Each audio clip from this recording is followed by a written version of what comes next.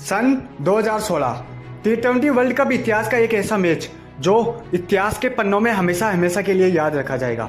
Final match की वह कहानी क्रिकेट में युगों युगों तक याद रखी जाएगी। उस दिन हुआ था क्रिकेट के इतिहास का सबसे बड़ा उलटफेर। क्रिकेट इतिहास की दो सबसे बेहतरीन टीमें वेस्ट इंडीज और इंग्लैंड, यह दोनों टीम T20 वर्ल्ड कप के फाइनल में थी और यह फाइनल का खिताब जीतकर क्रिकेट पे अपना राज करना चाहती थी।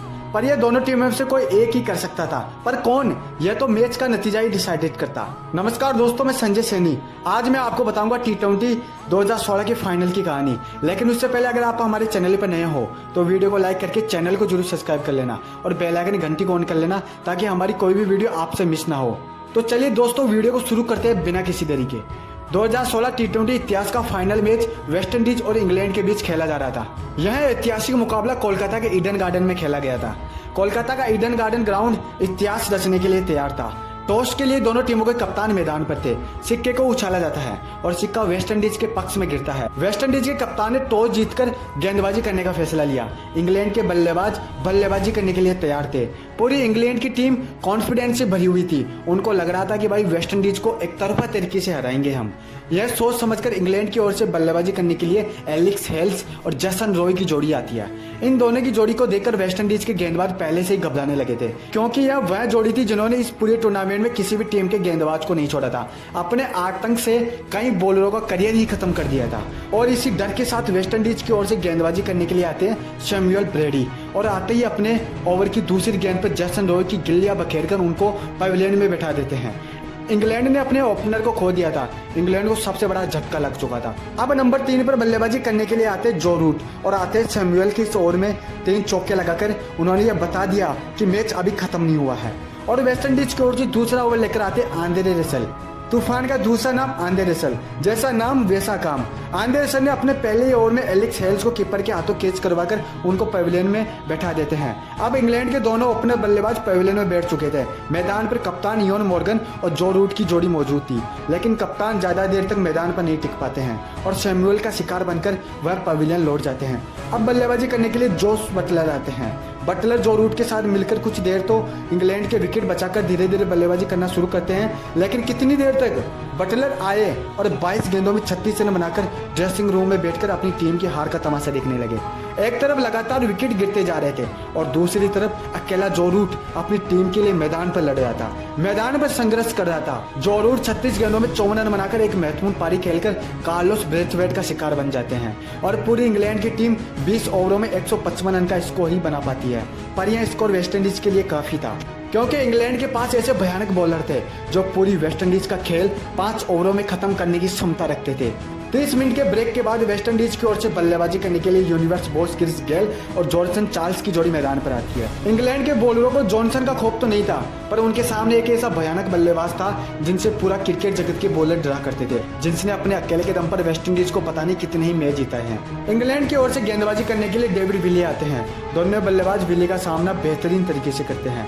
पारी का एक ओवर तो शांति से गुजर जाता है, लेकिन दूसरा ओवर जो रूट लेकर आते हैं और इस ओवर में पहले तो यूनिवर्स बोस, उसके बाद जॉनसन को आउट करके पवेलियन में बैठा देते हैं। एक ओवर में 2 विकेट गिरने के बाद वेस्ट इंडीज के खेमे में हड़कंप मच चुका था, क्योंकि उनका एक धाकड़ ओपनर बल्लेबाज पवेलियन में बैठ चुका था। मैदान पर मैनुअल सैमंस और लेडी सैमंस की जोड़ी मौजूद थी। डेविड विली अपना दूसरा ओवर लेकर आते हैं और अपने ओवर की पहली गेंद पर लेडी सैमंस को एलपीडब्ल्यू आउट कर देते हैं। वेस्ट इंडीज अब बड़ी मुसीबत में फंस चुकी थी। 28 रन पर उनके 3 विकेट गिर चुके थे। 155 रन का यह स्कोर अब पहाड़ सा लगने लगा था। नंबर 5 पर बल्लेबाजी करने के लिए ड्वेन ब्रावो आते हैं और वह भी 27 गेंदों में 25 रन बनाकर पवेलियन में बैठ जाते हैं। एक तरफ वेस्ट इंडीज के लगातार विकेट गिरते जा रहे थे और दूसरी तरफ मैनुअल साइमन का तूफान जारी था। वह इंग्लैंड के गेंदबाजों को बुरी तरीके से मारते जा रहे थे। सैमस ने इंग्लैंड के गेंदबाजों का मजाक बनाकर रख दिया था। जिन गेंदबाजों के सामने कोई भी वेस्ट इंडीज का बल्लेबाज नहीं टिक पा रहा था, उन गेंदबाजों के सामने मैनुअल सैमंस उनको धोते जा रहे थे। उनके तूफान के आगे इंग्लैंड के गेंदबाज बेबस नजर आते थे। उनको कुछ समझ में नहीं आ रहा था कि भाई इस महामानव को आउट करे तो करे कैसे, इस महान मानव को अगर रोके तो रोके कैसे। और इसी तूफान के बीच आंद्रे रसेल डेविड विली का शिकार बन जाते हैं और उनकी जगह बल्लेबाजी करने के लिए डैनी सैमंस आते हैं। अब आधी से ज्यादा वेस्ट इंडीज टीम पवेलियन में बैठ चुकी थी। रिक्वायर्ड रन रेट 21 के पार पहुंच चुका था। वेस्ट इंडीज के बल्लेबाजों पर दबाव बहुत ज्यादा बढ़ गया था और इसी दबाव में आकर डैरिन सैमी का विकेट गिर जाता है और इस विकेट के साथ वेस्ट इंडीज की कहानी लगभग खत्म हो जाती है। इंग्लैंड के पूरे गेंदबाज और बल्लेबाज जश्न मनाने लगते हैं। उनको जीत की खुशबू आने लगी थी। मैदान के बाहर जो ट्रॉफी रखी हुई थी वह इंग्लैंड के कप्तान को नजर आने लगी थी। सभी खिलाड़ी जोश में थे। पूरा स्टेडियम इंग्लैंड के पक्ष में था। लेकिन क्रिकेट का असली खेल तो अब शुरू होने वाला था। मैदान पर अब बल्लेबाजी करने के लिए आते हैं कार्लोस ब्रेथवेट। पारी के 17 ओवर खत्म हो चुके थे और वेस्ट इंडीज के 9 बल्लेबाज आउट होकर अपनी हार का तमाशा पवेलियन से बैठे बैठे देख रहे थे। यह मैच अब औपचारिकता थी क्योंकि रिक्वायर्ड रन रेट 21 के भी पार पहुंच चुका था। लेकिन वेस्ट इंडीज के 2 महामानव हार मानने को तैयार नहीं थे। पारी का 7वां ओवर लेकर आते हैं क्रिस जॉर्डन। अपनी 2 गेंदों तो डॉट डाल देते हैं, लेकिन अगली 4 गेंदों पर मैनुअल सिमंस 20 रन बटोर लेते हैं। पर इससे कुछ फायदा नहीं होने वाला था। पारी का 19वां ओवर और सामने थे मैनुअल सिमंस और यह पारी का 19वां ओवर डिसाइडेड कर देता कि भाई वो जो सामने वर्ल्ड कप की ट्रॉफी रखी हुई है ना, उसको कौन उठाएगा। गेंद डेविड विली के हाथ में थी। सब कुछ उन पर था।